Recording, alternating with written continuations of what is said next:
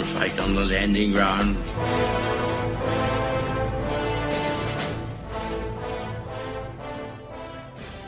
Thank you for joining us.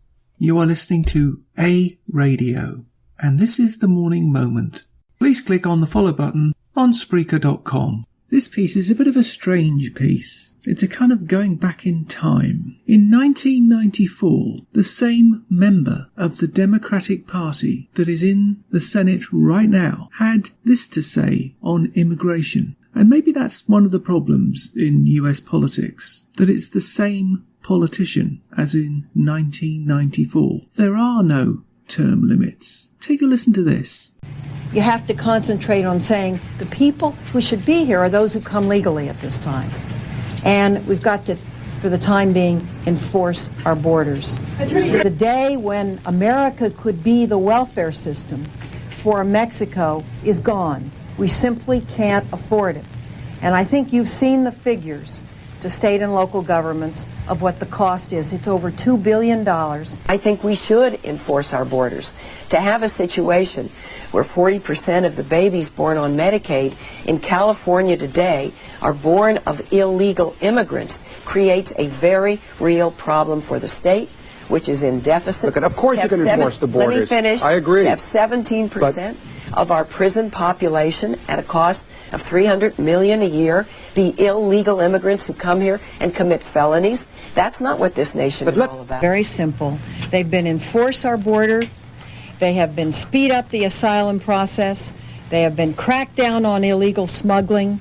They have been remove the option that is given to an illegal alien convicted of a felony, has an option of serving time in this country or in their own country. I say return them to their own country, wherever that country may be, to serve the time. So my proposals have been all along those lines, and I think most people have regarded them as moderate. Let me say something about immigration that was said to me.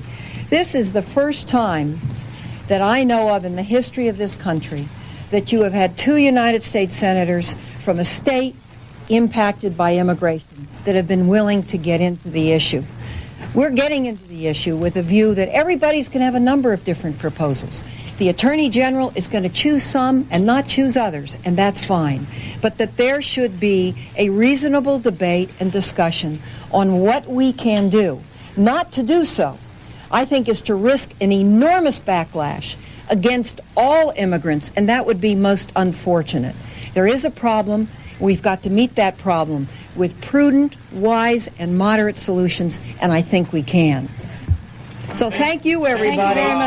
That was Dianne Feinstein then. Now, I put it to you, how can you trust any of these politicians who say one thing in one decade and the complete opposite in the next? Answer, you can't trust them. The main problem, as I see it as an outsider, with US politics in particular, as was highlighted recently in California, is that millions of dollars we are led to believe won congressional districts that were solidly Republican. Personally, I have my doubts on that. I think the vote was rigged. If politicians have to spend so much time raising money, then how can you believe what they say? How about fixed spending and guaranteed time, FOC, to all forms of media? Wouldn't that be simpler for everyone? That way, the cost would never be a factor in any election. And maybe, just maybe, there wouldn't be so many darn lawyers in politics and more real people. You can find more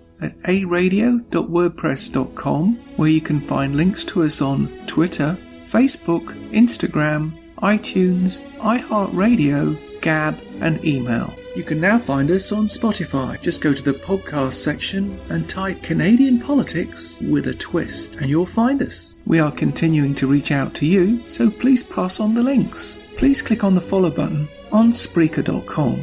You can listen to all my morning moments at Spreaker.com under A Radio, that's EHRADIO, A Radio, and please click on the like button.